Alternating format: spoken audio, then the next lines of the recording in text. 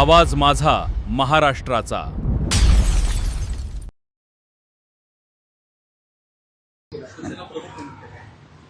हा हिंदू हृदय सम्राट शिवसेना प्रमुख बाळासाहेब ठाकरे यांचा अपमान आहे। अमित शहा हे सातत्यानं महाराष्ट्राचा आणि शिवसेना प्रमुखांचा अपमान करत आलेले आहेत। मुळात शिवसेना एकच आहे, ती बाळासाहेब ठाकरेंची आणि उद्धव ठाकरेंची। ज्या पद्धतीनं अत्यंत द्वेषबुद्धीनं सूडबुद्धीनं अमित शहा यांनी मिंध्यांचा उल्लेख शिवसेना प्रमुख असा केला, हा त्यांचा मनातला मराठी माणूस शिवसेना आणि महाराष्ट्राविषयी असलेला द्वेष आहे। कळलं? आणि हे आम्ही ऐकलं काल। नशीब ते असं नाही बोलले की एकनाथ शिंदे हे आता देशाचे पंतप्रधान आहेत, ते तसंही बोलू शकतात। एकनाथ शिंदे ही अमित शहांची टेस्ट्यूब बेबी आहे आणि त्या टेस्ट्यूब बेबीला 4 वर्ष झाले, हे सगळ्यांना माहिती आहे। आणि तुम्ही जितका शिवसेना प्रमुखांचा अपमान कराल, तेवढी महाराष्ट्राची जनता ही तुमच्या विरुद्ध द्वेषानं उभी राहील। हे काय सुप्रीम कोर्टचे मुख्य न्यायाधीश झाले का? शिवसेना कोणाची हा निर्णय अद्याप सुप्रीम कोर्ट 4 वर्षात देऊ शकला नाही, तुमच्या दबावामुळे। सुप्रीम कोर्ट हे तुमच्या दबावामुळे निर्णय देत नाही। तुम्ही सुप्रीम कोर्टाचे अधिकार घेऊन शिवसेना कोणती हा निर्णय तुम्ही दिलात, याच्यातच एक स्पष्ट झालेलं आहे की अमित शहा यांच्या दबावामुळेच सुप्रीम कोर्ट निर्णय देत नाही। अमित शहा यांच्या दबावामुळेच निवडणूक आयोगानं चिन्ह आणि पक्ष हा मिंदे गटाला दिला आणि अमित शहा यांच्या दहशत आणि दबावामुळे ईडीमुळे सातत्यानं शिवसेना फोडण्याची प्रक्रिया सुरू आहे। तेव्हा काल जे म्हणाले, हे त्यांच्या पोटातलं विष अमित शहांच्या ओठावर आलं। अमित शहांच्या पोटातलं विष ओठावर आलं की शिंदे हे शिवसेना प्रमुख आहेत। शिवसेना प्रमुखांची जागा घेण्याची प्रेरणा ही अमित शहाने एकनाथ शिंदेला दिली आणि त्याच्यामुळे या महाराष्ट्रामध्ये आणि या महाराष्ट्राचं प्रचंड नुकसान झालं। आणि तरीही जर कोणी अमित शहांच्या नावानं टाळकुटेपणा करत असतील मिंदेगट, तर ते महाराष्ट्राच्या मातीशी आणि आपल्या आईशी गद्दारी करतायत। अमित शहा 2029 साठी हे सर्व फोडाफोडीचं राजकारण करतायत असं राज ठाकरेंनी म्हणणं आहे आणि वर्षभरात गोंधळ निर्माण होणार आहे असं देखील अराजक, गोंधळ नाही, अराजक। अमित शहा एक व्यापारी आहे। त्यांचा मूळचा उद्योग हा शेअर बाजारामध्ये पैसे गुंतवणं आणि फायदा करणं आणि मग शेअरचे कृत्रिम भाव वाढवणं आणि पैसे वर खाली करणं हा त्यांचा मूळ व्यवसाय आहे। बाकी सहकार वगैरे हे ढोंग आहे। त्यांनी या देशामध्ये अराजक निर्माण करण्याची सुपारी घेतलेली आहे। कोणाकडून घेतली भविष्यातला काळ ठरवेल।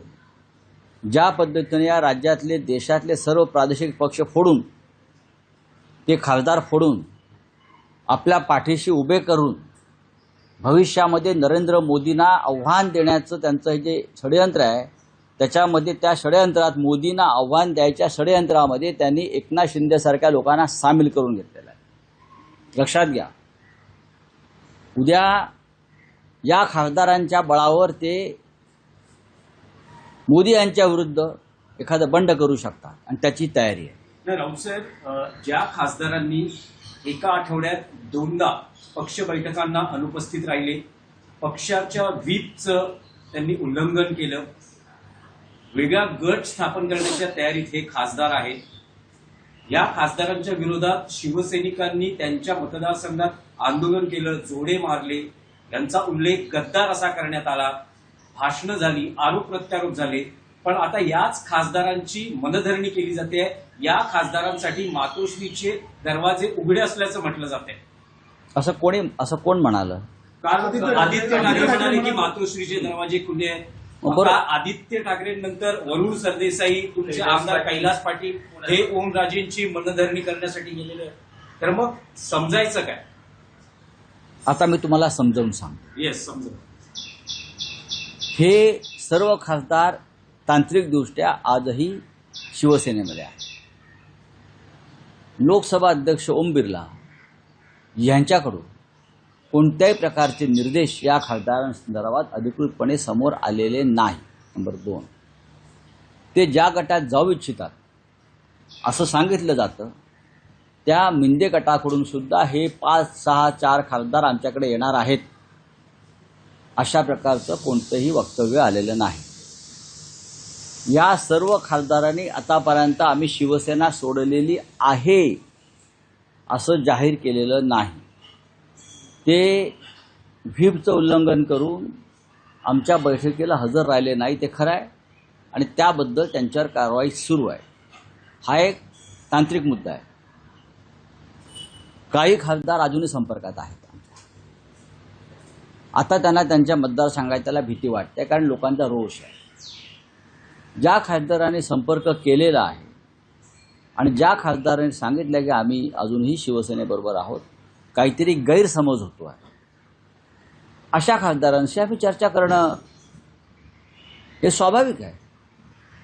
ज्या क्षणी ते सांगतील आम्ही शिवसेनेचा त्याग केलेला आहे त्या क्षणी आमचे त्यांचे संबंध पूर्ण तुटतील. आज शिवसेना पक्षप्रमुख हे ईशान्य मुंबईच्या खासदारांनी जी काय बेईमानी केलेली आहे उघडपणे, आज या भागात येऊन ते कार्यकर्त्यांचे मेळावे घेणार आहेत ना. त्यानंतर ते 27, 28, 29 तारखेला ते या सर्व खासदारांच्या मतदारसंघात भेटी देणार आहेत. उद्धव ठाकरे त्यांचा दौरा नागपूर, यवतमाळपासून सुरू होईल मराठवाड्यात आणि तो शिर्डीला संपेल. 5ही मतदारसंघात मुंबई बाहेरच्या माननीय उद्धवजी जाणार आहेत आणि कार्यकर्त्यांना भेटणार आहेत. ही एक प्रक्रिया त्याच वेळेला सुरू आहे. त्याच्यामध्ये धाराशिव सुद्धा आहे, हे लक्षात घ्या. धाराशिव आहे, हिंगोली आहे, परभणी आहे, शिर्डी आहे, यवतमाळ आहे. हे सर्व मतदारसंघ जे दौरा पक्षप्रमुखांचा होतो त्याच्यामध्ये समाविष्ट आहे. नाही, पण राऊतसाहेब, समजा जर खासदारांनी पक्ष सोडला नाही, त्यांनी जाहीर केलं नव्हतं की त्यांनी पक्ष सोडलेला नाहीये, तर मग त्यांच्यावर टीका करणं, त्यांना गद्दार म्हणणं, त्यांचे पुतळ्यांना जोडे मारणं, हे जे सगळे प्रकार झाले ते घाईमध्ये झाले असं म्हणता येईल? नाही, असं म्हणता येणार नाही. असं म्हणता येणार नाही. त्यातल्या काही खासदारांना जर असं वाटत असेल की आमच्याकडून काही चूक झाली आहे, काहीतरी गफलत झाली आहे, आणि जर त्यांनी संपर्क साधला असेल तर त्यांच्याशी नक्की चर्चा होऊ शकते. असे किती खासदार ते कसं आहे की हा पॉलिटिकल स्ट्रॅटेजीचा भाग असल्याचं म्हटलं मग जातं. पॉलिटिकल स्ट्रॅटेजी काय फक्त इतरांनी करावी, आम्ही करू नये का? तेच मला Political विचारायचं आहे की strategy- political strategy, कारण 6च संख्याबळ आवश्यक आहे. जर ओमराजे निंबाळकर जात नाही तर ते संख्याबळ 2/3 मेजॉरिटी होत नाही.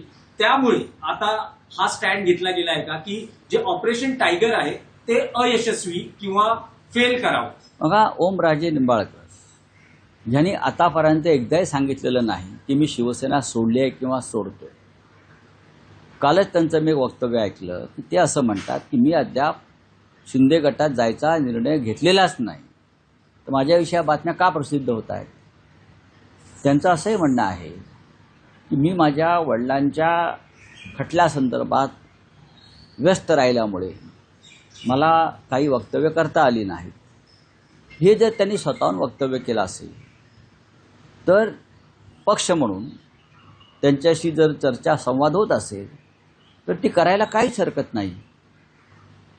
असे अजून एक खासदार आहेत की ज्यांच्याशी संवाद सुरू आहे. आपल्या तुम्ही आज मध्ये उल्लेख केला आहे की खासदार फुटण्यापूर्वी एक खासदार दिल्लीत आले होते आणि त्यांनी म्हटलं की साहेब सरकारशी जुळवून घ्या. जे अर्जव केलं गेलं तुम्हाला, तर ते काय अर्ज होतं आणि हा अर्जव करणारा खासदार नेमका कोण आहे? बघा की प्रत्येकाचा विषय येतो पैसा आणि निधी हे काय फुटण्याचं कारण असू शकत नाही. मग मधु दंडवते फुटले असते, मधु लिमये फुटले असते, मी त्यांना सांग, जॉर्ज फर्नांडिस फुटले असते. तुम्ही जेव्हा आमच्याकडे उमेदवारी मागायला येता शिवसेनेकडे की मला निवडणूक लढायची आहे, तेव्हा तुम्हाला माहिती आहे की मी विरोधी पक्षात आहे. शिवसेना विरोधी पक्षात आहे आणि इथे संघर्ष आहे विरोधी पक्षामध्ये. तरी तुम्ही आमच्याकडे उमेदवारी मागायला येता आणि लढण्याची भाषा करता आणि मग निवडून आल्यावर तुम्हाला सत्तेची ऊब हवी असते. हे चुकीचे आहे म्हटलं. या देशामध्ये सगळ्यात जास्त प्रतिष्ठा ही विरोधी पक्षांच्या उत्तम आमदार खासदारांना आहे. आम्ही एक उदाहरण आहोत त्याच्यामध्ये सगळे. जॉर्ज फर्नांडिसपासून मधु दंडवते असतील, मधु लिमये असतील, कॉम्रेड हिरेन मुखर्जी असतील, एकेकाळी ममता बॅनर्जी होत्या, हे सगळे विरोधी पक्षातून पुढे आलेले लोक आहेत. विरोधी पक्षात काम करणं ही सन्मानाची गोष्ट आहे. आपण लोकांचा आवाज आहोत हे त्यांना मी समजून सांगितलं. पण आता त्यांना 200 कोटीचा निधी, 500 कोटीचा निधी अशी आमिष दाखवून आता 500 कोटीमध्ये 25% सरळ सरळ किकबॅक मिळते त्या लोकांना. त्या किकबॅक आणि 25 कोटीचं 50 कोटीचं कमिशन मिळत आहे, त्या मोहामध्ये खासदार अडकतात. पण समजा जर या खासदारांनी 15 कोटी घेतले, की 15 कोटी घेतले, आणखी 10 कोटी मिळाले, जर ओमराजेंच्या बाबतीत एक न्याय असेल तर उरलेल्या अन्य 5 खासदारांच्या बाबतीतही तोच न्याय असेल. त्या सगळ्या त्यांनी जर पैसे घेतले असतील तर त्यांनी ठेवावे आपल्या घरात, त्यांनी परत पक्षात यावं. पुढल्या निवडणुकीला त्यांना खर्च करता येतील ते. गिरीश महाजन असं म्हणतात आता कोणी राहिलेलं नाही पाठीमागं, ईडी सीबीआय आता तरी तुमच्या घरी येत आहे तेच आम्ही पाहतो. गिरीश महाजन म्हणतात, ते म्हणताय की मतदार किंवा खासदार कुणी तुमच्या बरोबर आता राहिलेलं नाहीये. आता संजय राऊतांना काही काम राहिलेलं नाहीये, कधी ईडी सीबीआय त्यांच्या घरी जाते याचीच वाट पाहण्यात हरकत नाही. यापूर्वी पाठवलेले आहे बरं का. याचा अर्थ ईडी सीबीआय तुमच्या घरगडी आहेत ना. जेव्हा तुमच्या घरी ईडी सीबीआय येईल ना तेव्हा बिळातला फार तुम्ही आत्महत्या कराल किंवा पक्षांतर कराल. आम्ही केलं नाही म्हणावं गिरीश महाजनला.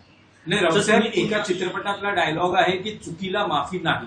पण आता शिवसेना उद्धव बाळासाहेब ठाकरे पक्षात चुकीला माफी मिळेल असं म्हणता येईल. मग गद्दारांना एखाद्या पक्षात प्रवेश घेऊन त्याचा मान सन्मान करण्यापेक्षा बरं का एखादा चुकला आणि त्यांनी माफी मागितली असेल, त्याला पश्चाताप झाला असेल तर राजकारणामध्ये, सध्याच्या राजकारणामध्ये ते स्वीकारलं पाहिजे. चला पाहू ना आता.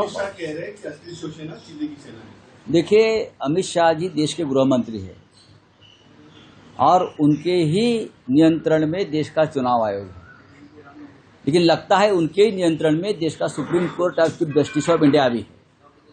असली शिवसेना कौन है, किसकी है, उसका फैसला सुप्रीम कोर्ट में 4 साल से रुका हुआ है. लेकिन अमित शाह जी ने फैसला दे दिया कि एकनाथ शिंदे शिवसेना प्रमुख है. ये सुप्रीम कोर्ट का भी अवमान है, ये महाराष्ट्र की जनता का, मराठी लोगों का अपमान है. शिवसेना मराठी जनता को रिप्रेजेंट करती है. ये बालासाहेब ठाकरे जी का अपमान है. लेकिन अमित शाह ये अपमान बार बार करते हुए मैं देख रहा हूं. ये एकनाथ शिंदे की जो पार्टी है ये अमित शाह जी की पार्टी है. ये टेस्ट ट्यूब बेबी है अमित शाह जी की. अगर उनको शिवसेना कहते हैं तो लगता है कि वापस उनको कभी न कभी शेयर बाजार में काम करने को जाना पड़ेगा. असली शिवसेना बालासाहेब ठाकरे जी की है, उद्धव जी की है. अगर हिम्मत है अमित शाह जी में तो सुप्रीम कोर्ट के सामने खड़े होकर ये कहिए कि मैं देश का गृह मंत्री ऐलान करता हूं कि असली शिवसेना का फैसला सुप्रीम कोर्ट नहीं करेगा, मैं करूंगा. जाओ सुप्रीम कोर्ट के सामने बात रखो. राज ठाकरे कह रहे कि अमित शाह अपना रुचि बढ़ाना चाहते हैं. ऐसा है, अमित शाह देश के प्रधानमंत्री बनना चाहते हैं और इसलिए ये सब जो तोड़फोड़ चल रही है ना सांसदों की, वो उनके समर्थन में हो रही है. ये तोड़फोड़ ये एकनाथ शिंदे के साथ मिलकर नरेंद्र मोदी जी को एक चैलेंज खड़ा करना चाहते हैं बीजेपी में. इसलिए तो पूरे देश में पूरे सांसद तोड़कर अपना अलग से गुट बनाना चाहते हैं ये लोग. ये मोदी जी के लिए बड़ा आह्वान भविष्य में हो सकता है. लेकिन मैं आपको बोलता हूं मोदी के बाद बीजेपी का कोई प्रधानमंत्री नहीं बना।